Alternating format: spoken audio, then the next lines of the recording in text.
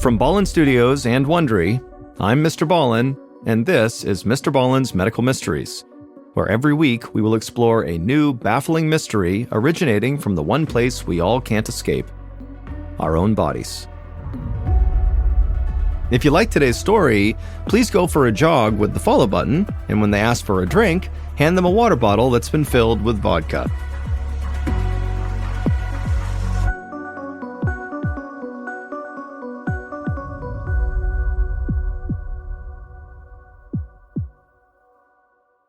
This episode is called Blood on Their Hands. In July of 1846, 28-year-old doctor Ignaz Semmelweis reported to the Vienna General Hospital in Austria for his first day of work.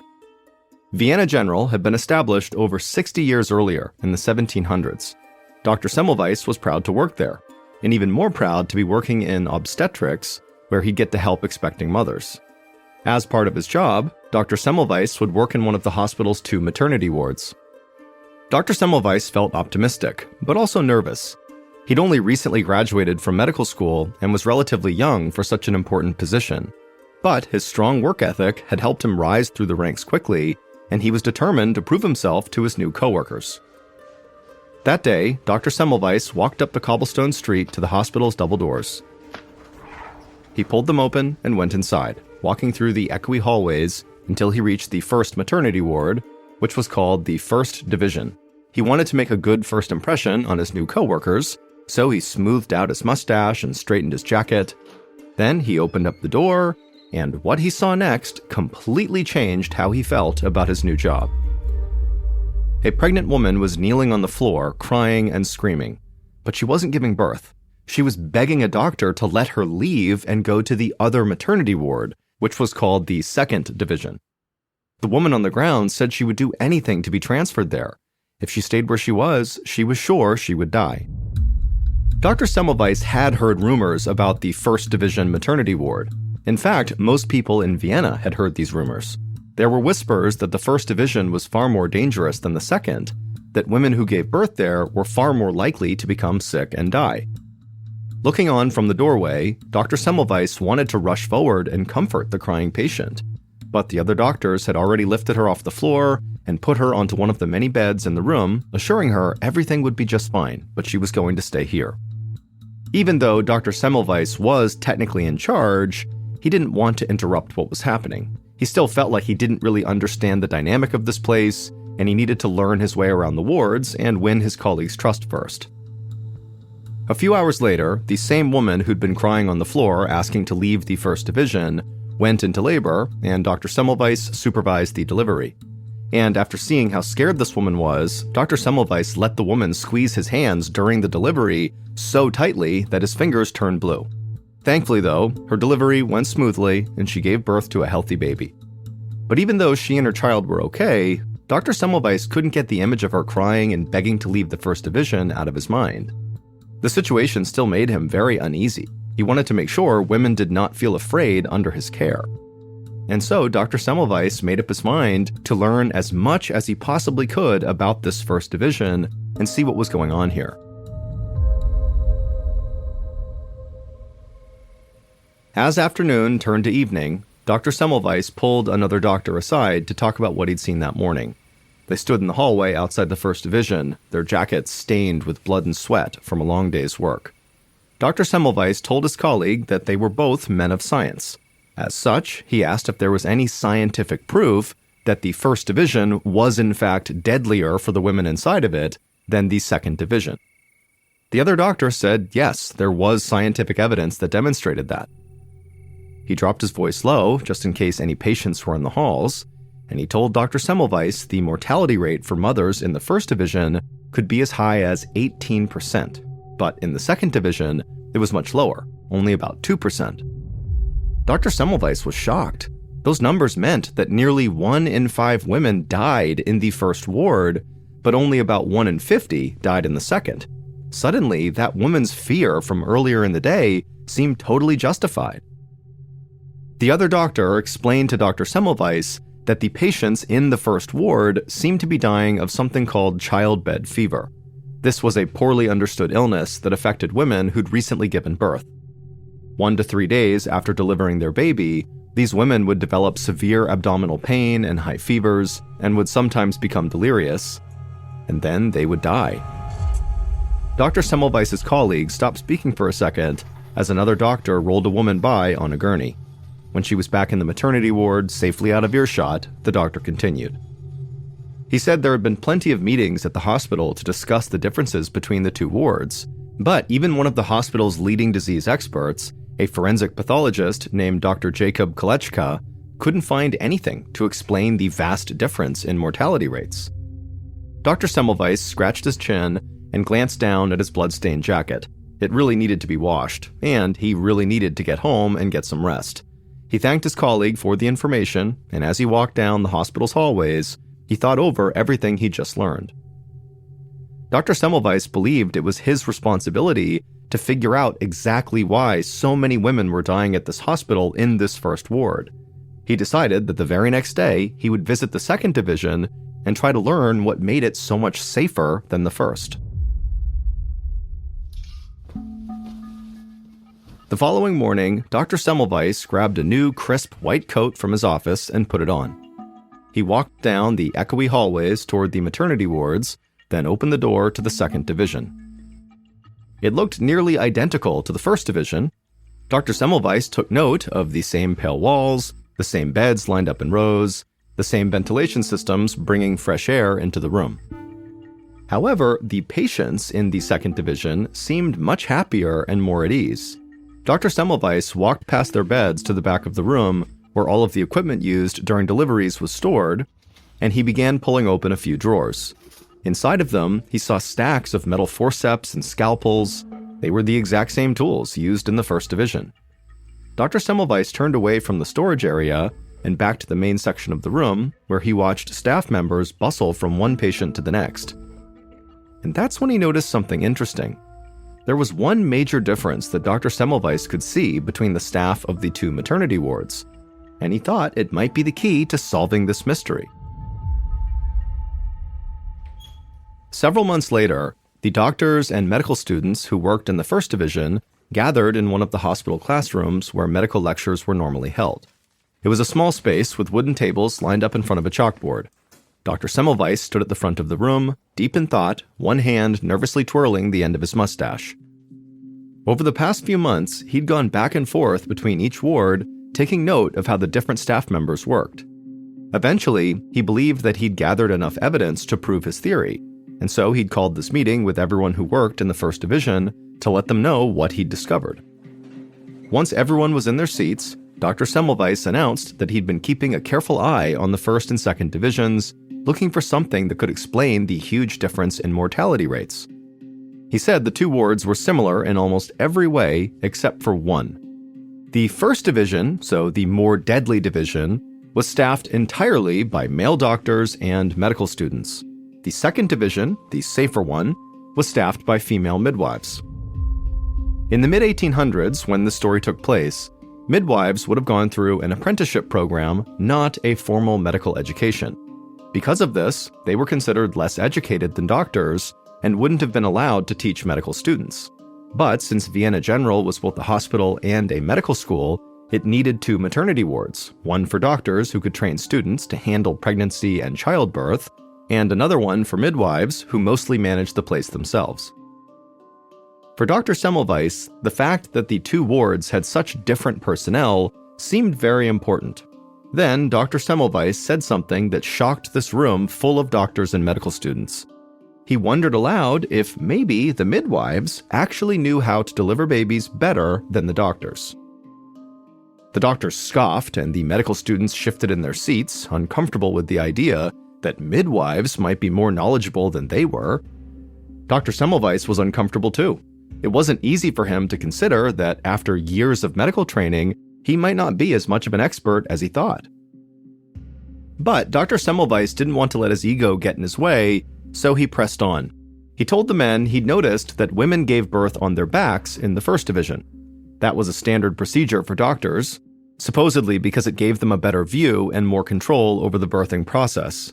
But in the second division, the safer one, where the midwives worked, women typically gave birth on their sides. This tended to be more comfortable for the patients, and reduce the risk of injury. Dr. Semmelweis theorized that this difference might be the reason why so many women were dying in the First Division. He told the doctors and medical students that moving forward, every woman giving birth in the First Division should lie on her side instead of her back. Dr. Semmelweis watched the men murmur and roll their eyes, but he didn't react. He just thanked them for listening as the meeting ended. Then they filed out, leaving Dr. Semmelweis alone in the classroom. He exhaled, glad that the meeting was over. He still felt relatively new at Vienna General, and taking on this responsibility made him nervous. But he'd stepped up and done what he could to fix the problem in the 2 maternity wards. He left the classroom hopeful that this new change he had just implemented would actually work.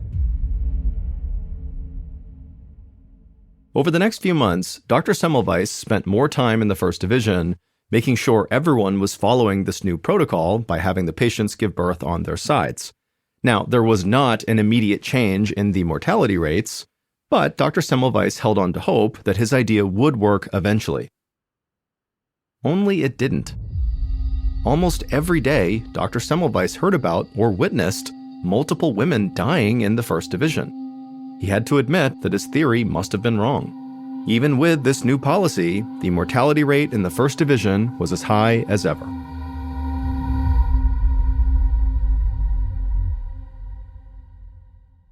In February of 1847, less than a year after Dr. Semmelweis started his job at Vienna General, an average of 2 women died every single day in the First Division. Desperate to figure out what was really going on, Dr. Semmelweis spent his mornings in the hospital morgue doing autopsies on women who had died of this childbed fever. He, along with many other doctors and medical students, searched the women's remains for some clue as to what was really killing them. One morning, Dr. Semmelweis stood in the cold morgue, taking shallow breaths and trying to ignore the smell of death. He'd asked the hospital's disease expert, Dr. Jacob Kolechka, to sit in on the autopsy. Dr. Kolechka was tall, broad-shouldered, and clean-shaven, with dark hair that he kept combed to one side. Dr. Semmelweis saw him as a mentor and was glad to have him looking on. Dr. Semmelweis pushed his scalpel into a woman's chest and began dragging it down her body. He peeled back layers of skin, fat, and muscle, and he found the same thing he did in other women who had died of childbed fever, an inflamed abdomen full of swollen sores and pus. Dr. Semmelweis and Dr. Kolechka both agreed that these were clear signs of some kind of infection. And yet, neither of them could determine what exactly the infection was or how it was spreading in the First Division. Dr. Semmelweis set his scalpel down and rested on a metal stool. He looked around. He was surrounded by dozens of dead bodies of women he was supposed to care for. He had blood on his hands, literally from the autopsy, and also figuratively, because he clearly had not been able to prevent all these women from dying, and so he felt like he had totally failed them. Dr. Semmelweis stood and wiped his hands on his jacket. He then told Dr. Kolechka that he needed a break from this place, the morgue, the maternity wards, the entire hospital. Maybe a vacation would help him clear his mind, and he could come back and look at the problem with fresh eyes. Dr. Semmelweis took off his bloodied jacket, hung it on a hook on the wall, and then went to tell his supervisors that he was taking a trip to Venice. A few weeks later, in March of 1847, Dr. Semmelweis returned from his vacation. The time away had done him good. He'd been able to rest, to enjoy the museums and food that Italy had to offer. Now that he was back in Austria, Dr. Semmelweis felt reinvigorated. He showed up at the Vienna General Hospital for his first day back at work, and as soon as he walked inside, one of his colleagues rushed up to him in the hallway. The doctor looked pale and sad. He told Dr. Semmelweis that there had been a terrible accident while he was gone. His mentor, Dr. Jacob Kolechka, had died. Dr. Semmelweis was shocked.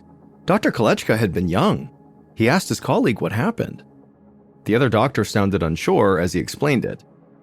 Dr. Kolechka had been doing an autopsy on one of the women who died in the First Division. It was all routine. Some medical students were even in the room helping with the examination.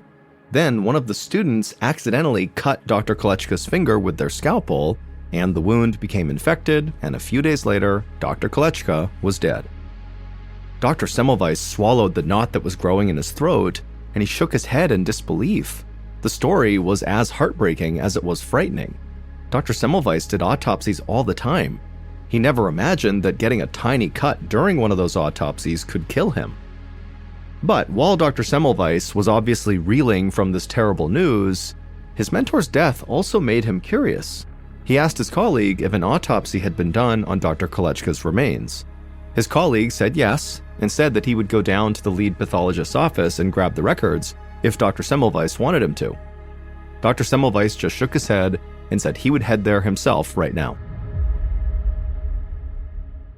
Just a few minutes later, Dr. Semmelweis sat in his dimly lit office, poring over his mentor's autopsy report. What he found in those pages astonished him. The physician who had performed Dr. Kolechka's autopsy wrote a detailed account of what he had found inside the dead man's body. Dr. Kolechka's abdomen was inflamed and filled with swollen sores and pus. It sounded exactly like what happened to the women in the first division who died of childbed fever. This was odd because the medical consensus at the time was that only women who had recently given birth could contract childbed fever. But Dr. Kolechka's autopsy report seemed to prove that idea wrong. Dr. Semmelweis thought it all over. His mentor had been doing an autopsy on a woman who died of, apparently, childbed fever, and Dr. Kolechka got a cut on his finger, which then became infected and led to his death. To Dr. Semmelweis, only one possibility made sense. Dr. Kolechka must have caught childbed fever from the corpse, that somehow it got into that cut. Suddenly, everything clicked for Dr. Semmelweis. The answer to the mystery of the First Division was right there in front of him. It all led back to the morgue. Dr. Semmelweis knew that each morning, doctors and medical students completed autopsies in the morgue. He did it too. And like doctors everywhere in those days, they did their grisly work barehanded. That's why it was so easy for Dr. Kolechka to get cut. Then, after being elbow deep in dead bodies that were often filled with infectious diseases, they would head up to the maternity ward to deliver babies, often without washing their hands first.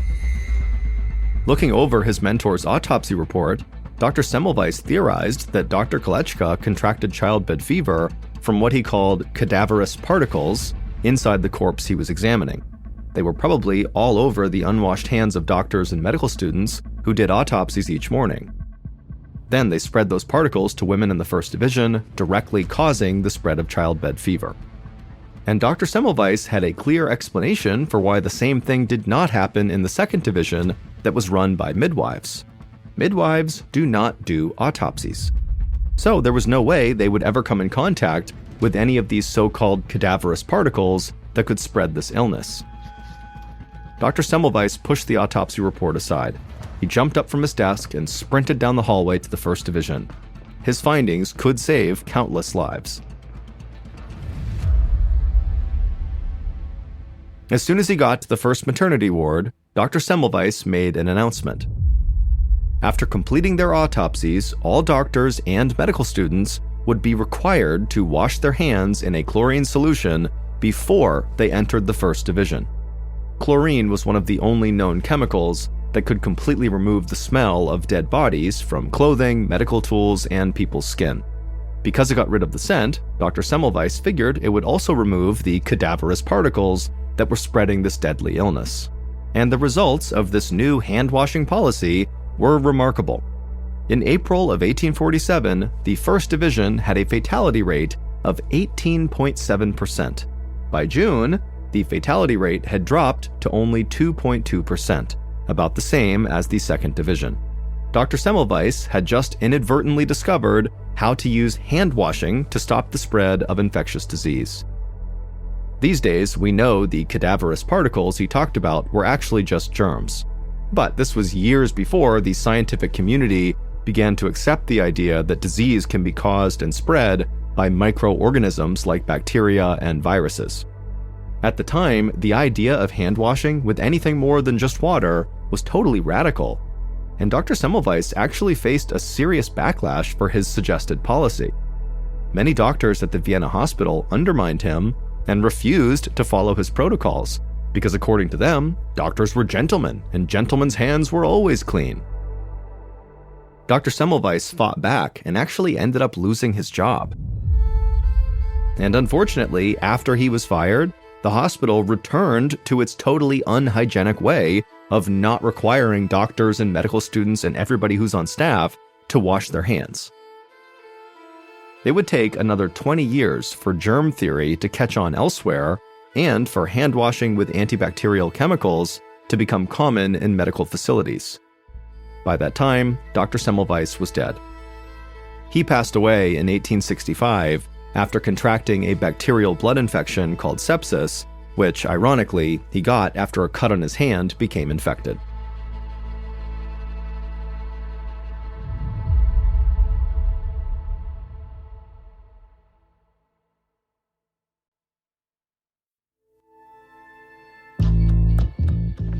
From Ballen Studios and Wondery, this is MrBallen's Medical Mysteries, hosted by me, Mr. Ballen.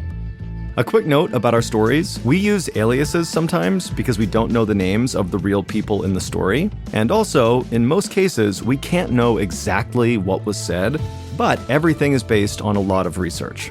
And a reminder, the content in this episode is not intended to be a substitute for professional medical advice, diagnosis, or treatment. This episode was written by Karis Allen Pash Cooper. Our editor is Heather Dundas. Sound design is by Matthew Chilelli. Coordinating producer is Sophia Martins. Our senior producer is Alex Benedon. Our associate producers and researchers are Sarah Vitak and Teja Palakonda. Fact-checking was done by Bennett Logan. For Ballen Studios, our head of production is Zach Levitt. Script editing is by Scott Allen and Evan Allen. Our coordinating producer is Matub Zaire. Executive producers are myself, Mr. Ballen, and Nick Witters.